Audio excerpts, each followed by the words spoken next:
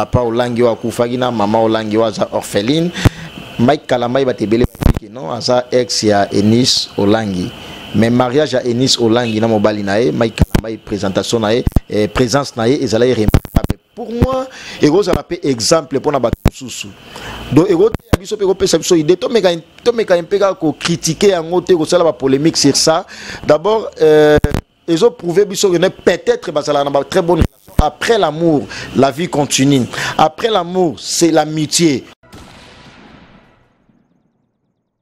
ou soit to kabwani ou soit to ala na copinage to kabwani en bon terme mobali na épée à présenter nga to mo so la très bien alors ça la mariage na ye après une invitation na robo ya oyate parce que to so la dia bien so na boy ko ya seki na linga ye ka ti lelo mais so na kei c'est pour montrer na bateau ba de partout dans le monde soit bateau ba reçu information na que non azala na problème na Enis Olangité et vous allez peut-être présence remarquable ya Mike Kalamba na mariage wana parce que azala qui invité. C'est un serviteur de Dieu. Non, serviteur de Dieu ou pas. Toi, tu as un kibomoto. Et ça, peut-être que non, bah, ça qui est invitation pour que aya. Oh, Mike Kalamba, jamais ça a invité te aya kabo. Je ne crois pas. Et ça, peut-être, Enis Olangi, na mobali na eba invité que Mike Kalamba étant qui va tikala na ba très bonne relation, à Zalapé.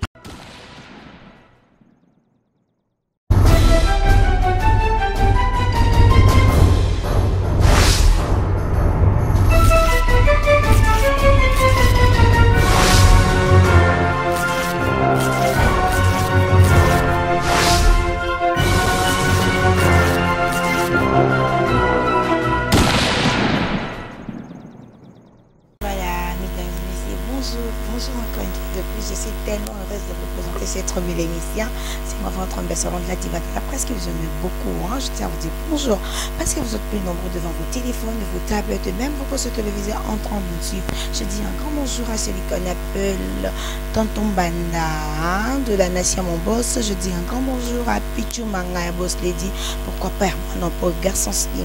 Derrière la caméra, je suis avec mon caméraman privat. Non? Je m'appelle Marquis Sengangé, mon balabré hydroquinone. Donc chasseur de l'image. On a plusieurs fois, hein. Voilà. Je dis un grand bonjour à lui, pourquoi pas. Aya Willy Mouché de Code Mondial. Je dis un grand bonjour infiniment à Jean-Willy Londres. Et pour votre information, salon où on y a ça design et divine vous le les autres ça m'a lié invité dans un mot à bien non divine franchement salon vraiment ne va comment on a vu ces arrêtés. Et là, salon dit les dialogues est situé sur l'avenue Oya, numéro 24. On est sur une élégance. On va la soigner sous à Porto. Un réseau qui est sur un salon dit les dialogues était dans cette communauté.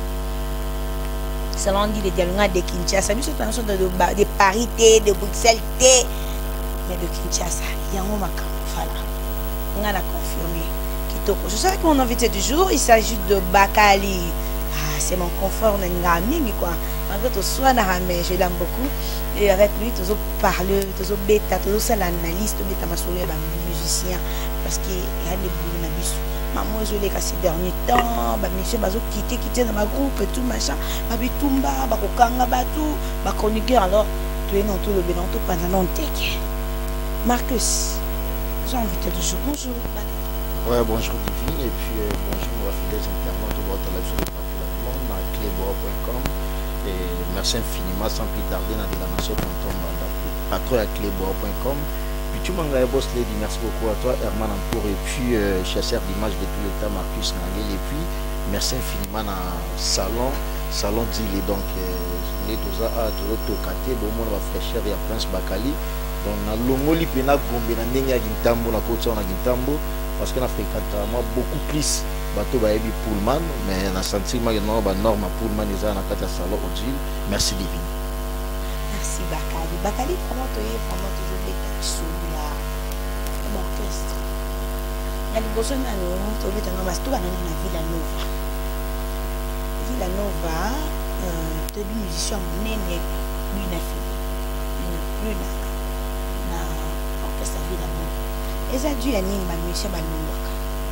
Merci beaucoup pour la question parce que c'est une belle question. Mamé Miling Zemba tous peuplé en béton na kati à Londres et puis Vicky Mbelani patron des patrons papa na Kimberly Miyaki babi Prince Bakali tomoni bina filé en plein succès parce qu'un orchestre à Fabrigaz s'il faut dire la vérité sans qu'il ait marché vraiment bina filé la star surtout Tienes na ba maison mère à l'époque il y a fait étant balongwa qui etikala qui héritier Watanabe do azalaki azaloko la héritier Watanabe tant azalaki na wenge mais na ndenge ya Villanova. Mais à l'ongwe en plein succès parce que la préoccupation à Batoumou et Belé. Départ, il y a des musiciens, ils ont diverses questions, divers problèmes, j'allais dire. Cause il y a des départ na bango. Et cause la mamsoussou, rancune, guerre d'esprit entre bango na bango. Ou soit entre leaders na musiciens. Tu vas évoquer, tu vas un peu approfondir développement, il y a analyse na bisoté, il y a opé ça que non. Leader na musicien ils allaient peut-être non on a ma cuisine interne biso to ebiango mais départ il y a bien affilé à ce que je sache étant que journaliste et puis chroniqueur de la musique azala qui na moi ba mes attentes na frère naie 10 à match hein, si je me trompe pas 10 à match bazala na moi ba mes attentes ba mi balé et puis à mon avis que non trop c'est trop abandon supporter en haut à mettre prise Fabrigaz en os à la ndenge ya poto makambo na tout et en s'est passé na simanaye alors abanda ko sa rapporter parce que comme on a bien affilé c'est un garçon c'est pas un garçon problématique et puis qu'on va na penaye yo oebi ozalana et puis beaucoup plus étant que journaliste aza garçon mo aza problématique té aluka peu mo problème té azala trop timide alors bato bazala mo timide hein babomba makambo na mo mutema jour aluka abimisa yango ezala mo décision mo grave yango na auto moni bien affilé comme les patrons à Fabrigaz abino à monaka moi ba makambo ebele na absence na yenga qui la poto par rapport il y a ba camarades na ba collègues na eux ba évoluera bien sûr na Villanova ya Fabrigaz il y a moi mona trop c'est trop comme Fabrigaz azali dans la poto azana qui en ce moment a PC rapport wana mais en disant que naza suna yote je ne fais plus partir na groupe Villanova voilà. Bamisu c'était ma vie la philosophie à l'ongwe après la jalousie ou à évoluer ça à Christian de Cornes donc ça cause n'a pas bien affilé orchestre on dirait parce que si on regarde bien Doudou Bessa c'est la famille à Fabricas Yves Mbouyul pareil Doudou Bessa pareil Christian de Cornes on y en soit les familles donc on dirait pas comme si orchestre c'est une famille est-ce que sauf côté famille dans l'orchestre est-ce qu'il faut même bon pour monsieur quitter tout comme ça? Mais là je ne pense pas parce que au moni net ni ozana na kata famille na bino ozana mutu moko pe o confia ba responsabilité au mona par rapport à capacité na yi na confia mutu mo responsabilité mo we assuma ngo bien ozana confiance ya mutu wana secrétariat ya orchestre ya Fabrigaz ezala na maboko ya leki ne propre Yves Mbouyulu tu le sais bien c'est son petit frère Yves Mbouyulu.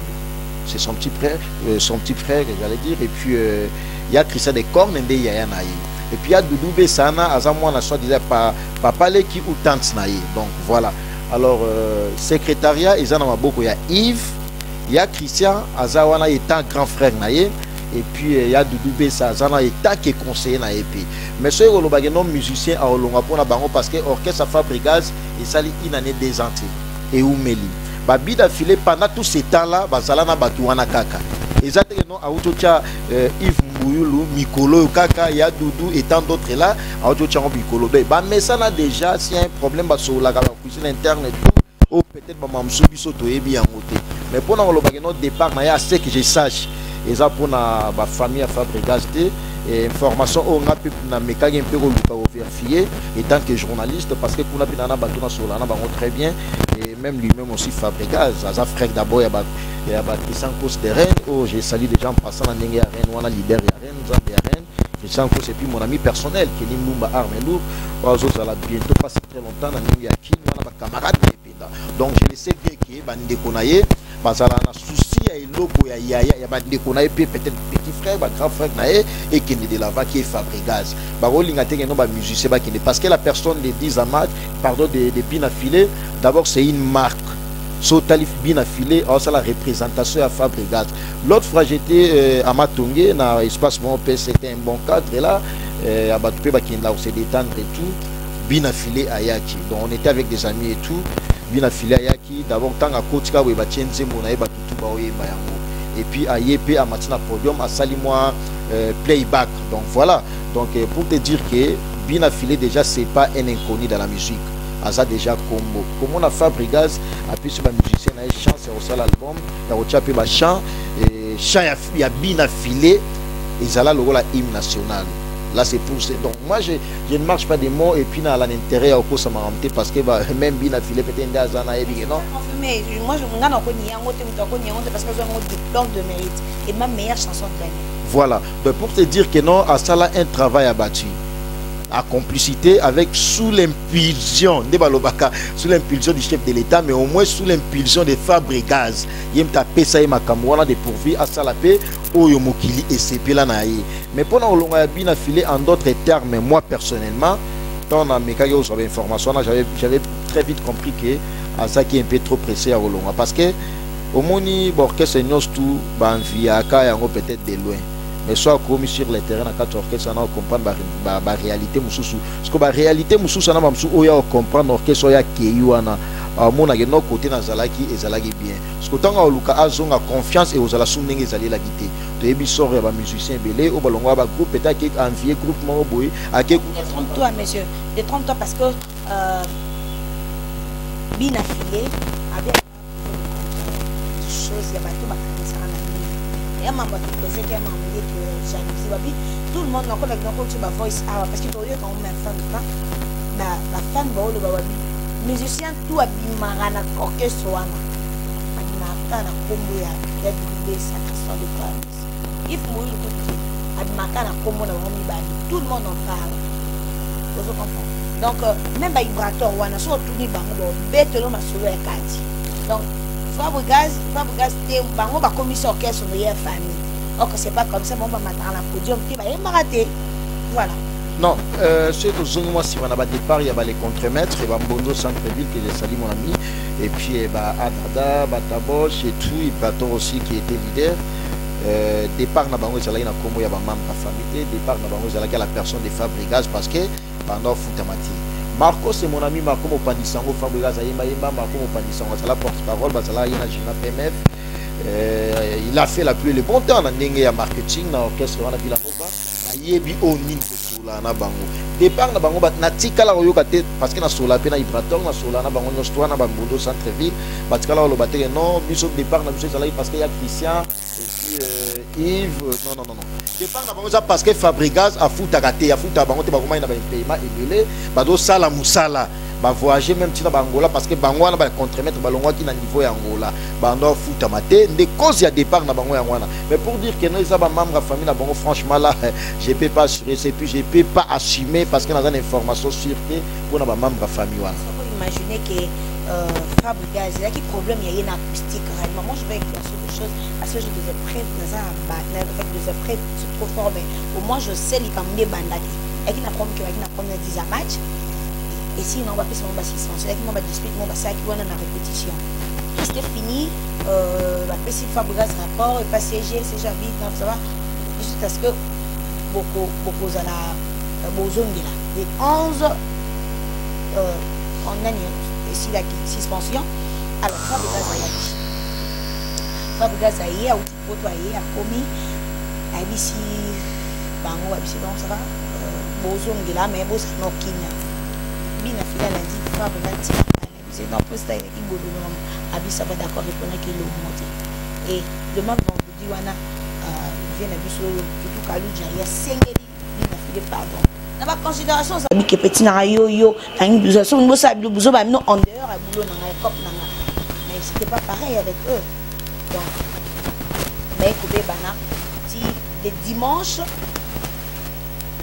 la répétition on a kutu kaka mati na bi so abisa moi na moi no yimba nzemba fa ya ba no yimba nzemba bi so abisa bina filé mato bamba yimbo ça veut dire quoi abi ça ya mata bamba yimbo to yimba nzemo na o yemo kazawana ça n'a pas de sens na ndenge mo bokia lancer défi ça n'a pas de sens ni à partir on a commis du président on a ko humiliation on te bobobobo en train on ko soutenir na coup ça sous na coup parce que non ko kati bo kitanga tellement trop je suis un père de famille alors on peut supporter on bina filé nani Fabrigaz a combien OK oublie ton goût c'est qu'on dirait qu'ils jamais qui déjà préparé entre eux bande causer la kaba yo kamutu ningolo.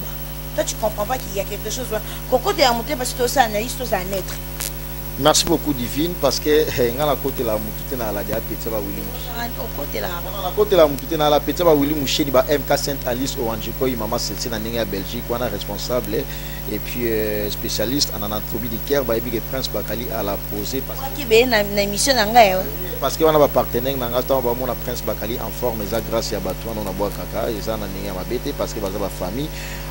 En disant ceci par rapport à paramètres au lobeliana ya binafilé mon chef a la décision à la morte a l'investigation et puis a temps il y a la décision aussi également pour lobela fa ko lobela binafilé non mata bamba mbongo fabrigas to yebi batebele ba yebi ke musique na ye akota pe moi comédie na kati simba na ndenge wana peut-être azoki na ndenge ki frère na ye ba yemba chana ye sala e peut être plaisir muto yemba chana yo banda tambongo peut-être que la concept wana to même on na ndenge que non fabrigas amema ko na ndenge humilier binafilé et tout alors binafilé ko sala message que non ba humiliation o na kokangote et tout il était trop pressé au sala yango il a fallu s'il te plaît azwa même moi tamouké un tout petit peu ya rozwa penata ya rozelela réponse ya fabrigas parce qu'il était trop pressé s'il faut le dire la vérité a comme il fabrigas vérité a comme les messages a dit non ba humiliation on a koka yango te ba humiliation on ga pona paramètre o lobeli wana de ce ça pona yango ekeye alongwe pona yango franchement non ça d'accord na bien affilé te na mona gaza trop pressé pona yango voilà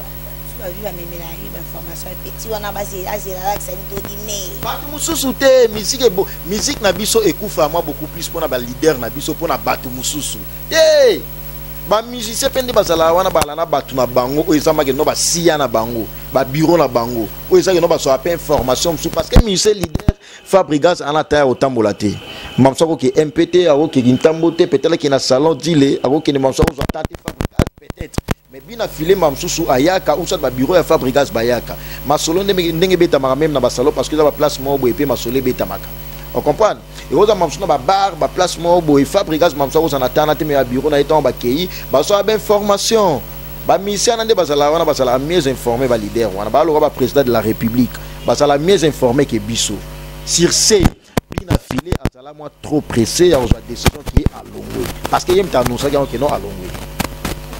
À ce chemin en tout cas bah courage bah bon courage à toi de pécio bah fleur tout bon qui dans trois fleurs et aussi maman frère beaucoup de courage alors la réalité c'est qui n'a qu'à en tout cas mon ebinga il a évité non plus ça rendu ebinga non plus cadre state a ebina été à ça nous sommes maman donc bien affilé kaimo mtayebi alors na pesi Jogo Nzalo mbote ya Jogo Nzalo na prompteuse na ka analyse hein ya te ke bobetanga 12 ans no ke mpandi wana voilà pomi wana wenge wenge moi mutu nyosa uta wenge 12 ezali ah ok d'accord 12 plus 12 ça fait 24 donc to kotina on mpanza goka yimto sa mpanza goka kina la mpanzine c'est-à-dire quoi papa to yebadi la photo la fois passée na Weranson de ces mauvais bah tout toi na ba mission nos tout na zamu na bango voilà Bakali est-ce que ceux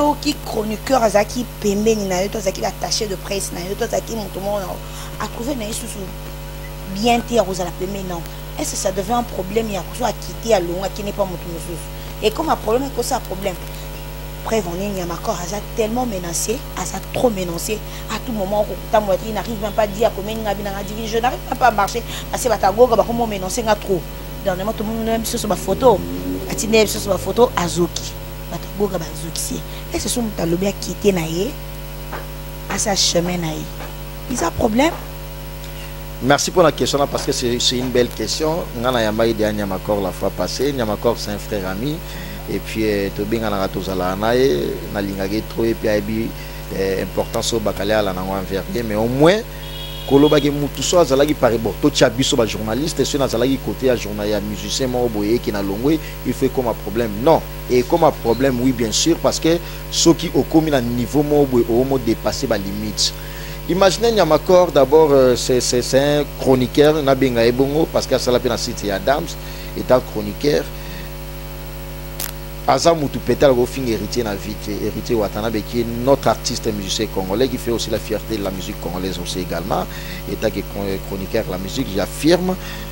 Nyamakor Azat ingrat. Oui, mais oui, bien sûr, mais pourquoi j'en viens?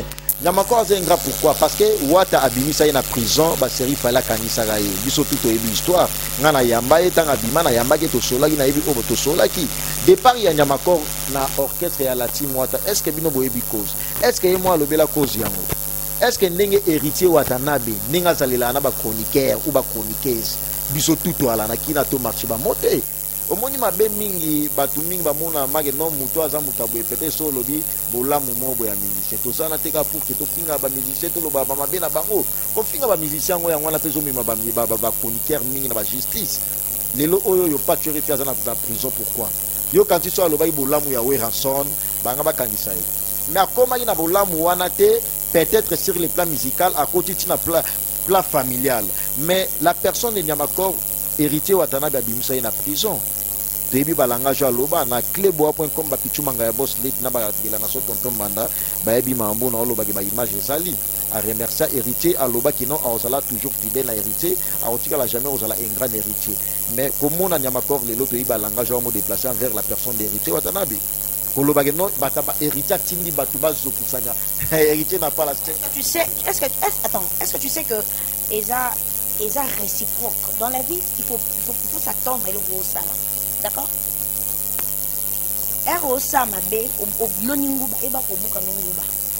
Est-ce que Nyamakor azalaki peme na goga héritier Watanabe maman no finga fali à ça la vidéo biso to mona finga fali s'il te plaît azo finga azo sabo on a ni héritier m'tala peme na ça qui avec ça qui était que non faut pas faire de bêtises so nous va citer quoi citer bat na komo na ngati aloba goga lekio de do betite Daniel Christophe Tassunge show betite Yawata il est qui a eu et à comme Wata na donc directement on disait que goga mototi na d'où aux sala yango le foot et c'est le se foot hérité Watanabe ba fin hérité Watanabe en cité c'est pas bien mais ça aussi moi ba critique et c'est ça ma bé moi j'en trouve David, merci beaucoup pour l'analyse autour de la premièrement. Au moni, on est dans cette émission de la nation aux patrouilles à cleboa.com. Pichu Mangaya, Herman Amporio, dans l'ensemble une grande équipe à cleboa.com. On te bat battre singa malobo na oloba. Na oloba avec intelligence na ngai na sagesse na ngai. Na zolo belango te no ba patron na ngande batu batini na tete. Na zo sala musala to zo sala analyse d'abord musala auto sala les musala mon noble. Ils en ont battu balamu qui est un bon matin balamu comme journaliste ou chroniqueur mais biso de moni là on va passer au ebi et puis l'internet nasa je ne suis pas peut-être les nouveaux venus nasa plus de 6 ans déjà d'internet mais les gens nasa trop fiers il a travaillé na Cleboa parce que na ebi Cleboa déjà ouverture ya vie nangai sur tous les plans franchement mais au moins un exemple au lobeli ya Nyamakor wana Nyamakor d'abord porné na wena na la team Wata ezalaki nini biso to ba taché de presse ya la team Wata te to tamola orchestre belé et tamoli na biso ne zala pour que tout ça l'investigation tout ça la banquette par rapport ya actualité par rapport positionnement autour sur la mamsna ba membre orchestre wana ngaki na maison même tout ça la na Nicodème to na mani Ronaldinho ba papi le prince et tant d'autres ba Pierre Roger Weranson aussi également qui est mon fier ba boss kanga arja pire ba ebi mambo na lobela apport ya Nyamakor na ndenge ya la team Wata ndozo lobela que non en offre na fali et tout héritier rotina été et ça juste exemple na opesa en bref exemple na opesa ça que non de la nation a rotina ngate na finga mamsu patron ya site mobo parce que ana cleboa.com mamoni za la raté alors lobela que non Nyamakor héritier na finga et tout non héritier ko za la fait surprise à mutu a roza mamsu ana déplacement puisque mamoni Nyamakor a sa l'émission parce que des fois dans za bonga na yamba Nyamakor des fois ça la bongo monima non à salle émission même sous sa membre à la team Wata bureau ayeba yango mais à salle émission na yi ba charge wana tout ba critique wana tout et zo ngela na héritier parce que il passe au nom d'héritier Watanabe on comprend mais mabe beaucoup plus que ça là na point wana mais Nyamakor en fait dire aza muto do sala musala o avec objectif T aza muto do sala musala o biso do sala o to moni la to moi parce que c'est ta batité avec intérêt et pas héritier mbala mususu soki azala qui peut être objectif ou soit optimiste angalo moitié là je t'assure Mais les lots, s'il ne faut pas peut-être marcher dans mon angaï, mais ça patrimoine de la musique congolaise, la maître novice de papa peut-être Kounandé, limité que non m'absout à l'intimité. Ou soit, tu vas continuer dans le bon. Ok, merci beaucoup. Maintenant, la minute où il y a ma coque à l'ofinga. Et puis, il y a ma coque à l'ofinga, à parabole. Comment peut-être yo oyebité mais bateau ba oumeli bateau ya wenge dans l'ensemble tant ba yoka komona ba comprendre ba moi bien kombo oiza muto boy azo continuer au finga c'est que to lo ba we ransom ta finga otinda e je n'y crois pas exact préoccupation more importante au bateau nous dans le monde de partout ba la tuna cleboa.com ba fidèles internautes ba ngaliso parce que cleboa on a plus de 70 000 et quelques abonnés donc les sites ya mokete si ba toza parmi les 3 premiers biso kozala na katiwana. Mais au moins pour le bagage ba charge à Karine bango pe ba apport na bango depuis Goga Banda et ça important non et puis wata premier concert hérité Watanabe tout le quand la pe archiviste et puis tout la ba historien parce que le journaliste est un historien du truc ça va docteur Nkani les bourgeois na ninga Afrique du Sud en hôtel nga yima mona loba wata tanga beti premier concert na Romeo Golf sans album bazalate équipe nationale et salate Ouata tanga voyager, ba premier concert na équipe nationale ezalaki. S'il te plaît, olobi que tous a ingrati. Olobi que moi olobi que Nyamakor aza ingrat. C'est ça non, c'est ce que tu viens de dire. Tout tous a peu ingrat. Tata sala ya mingi, basali ya mingi, abeta album so, abeta concert sans album. Et beta pe simma parce que ça Google te moto na kende. Vous comprenez? Mais ma concert na biso pe wana. Kana buzoba na bango wana. Après si pe makam na goga. Ma personne comme la goga je ne disconviens pas. Il y a un moment où la lecture, il y a orchestre, il y a la team Wata, étant que chroniqueur, il y a musique. Bisofto et d'aba musicien à biso. Au monde ma moto le belato finga mutute tolo bela la vérité. Wata abeta Romeo Golf concert paf $100, $100 sans album. Et ça la plein. Équipe nationale les alate. Équipe nationale pe ba yé na mabe na bango na bolamu na bango. Apport na bango ou pas. Héritier atikala osala pe ngapa na été. Yo yebite no Karine Mokoni nenga zana et ana ba petit na épée o ezama no à travers ye wata pe aiba bango. Est-ce que lelo oyo yo seli kambezali peut-être to écarter équipe nationale parce que équipe nationale zana ba leketu ba tebele bazaza wana leketu ya na ba petit na été ne Karine Mokoni ya na ba petit na e. Est-ce que wata suga lobi bongo faut blesser bato? Non. Et ça donc to ko tchango des actualités te. Oh, wata lobi va charge à Karine. Pourquoi tu as en actualité? Et ça distraction, et ça m'a dit non, biso to luka to sola, to se focaliser na yango te, to zaper temps beaucoup plus ya sola pour na yango. Si on peut parler à la personne d'héritier, ou rançon, et tant d'autres va falloir battre nous. Mais on lobela non va charge à Karine Mokondi, biso to va ne lango sujet. Si c'était toi, si c'était toi. Si ceux qui osaki pe na quatre équipes nationales, s'il te plaît. Ceux qui une équipe nationale et que balobe na yo wa charge akani engesa lokoma nangana zala pété heureusement na zati le moyen pe na pe ça peut-être à lision na ça la lision ou soit na pe sa réponse par rapport na yango ezati parce que na za déjà kunate un peu de pâture refit s'il te plaît pâture refit jusqu'au to kena ke pa wera to seni ba pardon le rami ça y est c'est notre enfant à la prochaine fois bandi la suite et tout c'est comme s'il y a la même noire parce que wera a dit que asani na problème sous suite à libérer ma pâture refit c'est comme s'il y a la même noire d'ailleurs c'est procès. Pour toi, et cause à nini, tu peux even sa patch na prison. Oui, le dossier à patcho, tout cela gagne beaucoup plus na bateau batala biso de partout le monde parce que bando zambana bala ina besoin d'éclaircissement, ba mettre novice bio on a quatre à Paris ba et puis souver de moto maine à ngai au sentiment que non voilà pepele na kina ba course na ngai sans problème sans inquiétude et puis na koma rapper à temps.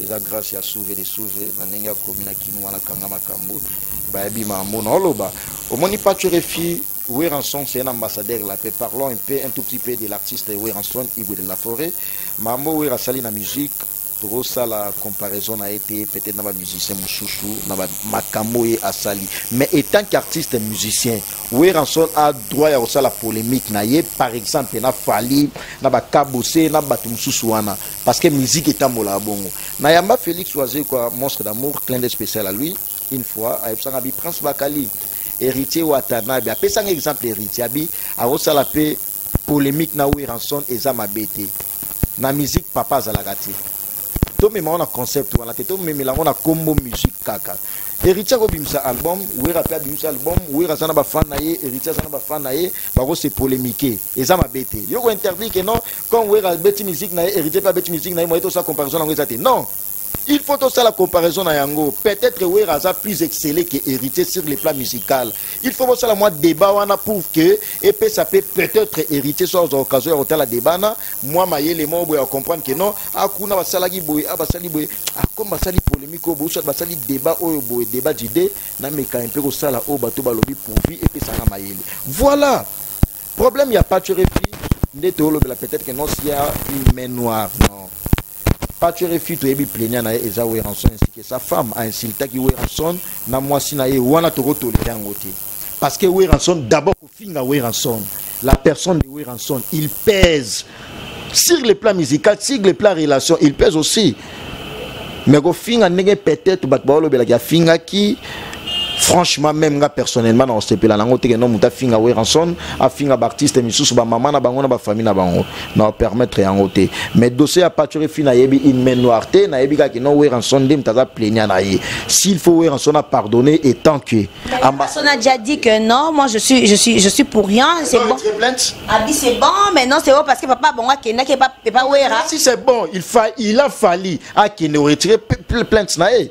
Pour ceux qui ont Weranson a un problème mais plainte qu'on est ça na komo ya Weranson tout le monde a un petit ok au fond du mutu boyo kana l'amiable entre deux familles et tout boké bo retirer plainte mais Weranson tout le monde que non a retirer plainte comment bo ba que non Weranson a un problème et ça problème déjà ils a que non ils a kuna Weranson étant que ça plainte na ye ce qui va vous samba que la personne que le meilleur gagne.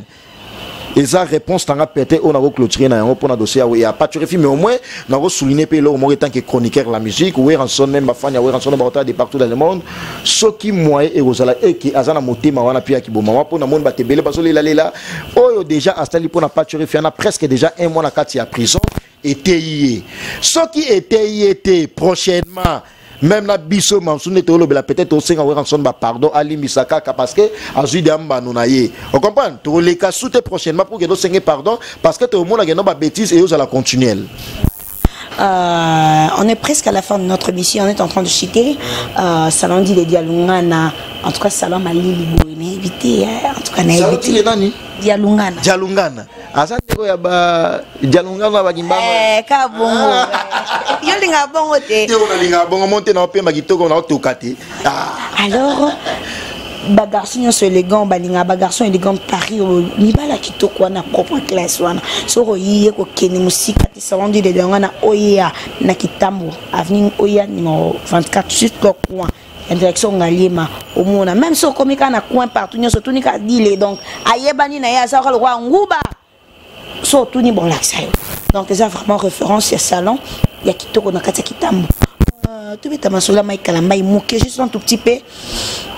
Mais quand on a un mariage, il y a ex-naï, Olangi. Moi, la maman Olangi. Elle s'appelle encore Enis Olangi. À Kendaki. Pour toi, est-ce que ça problème? Est-ce que ça pour approuver moi si naïe par rapport à ma camouflage que ça nango, ma divorce na maman et tout consort? Que ça là on peut peut-être que prouver là, je ne sais pas.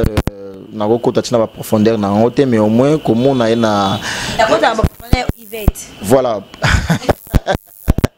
Yvette Kalombo jolie ça.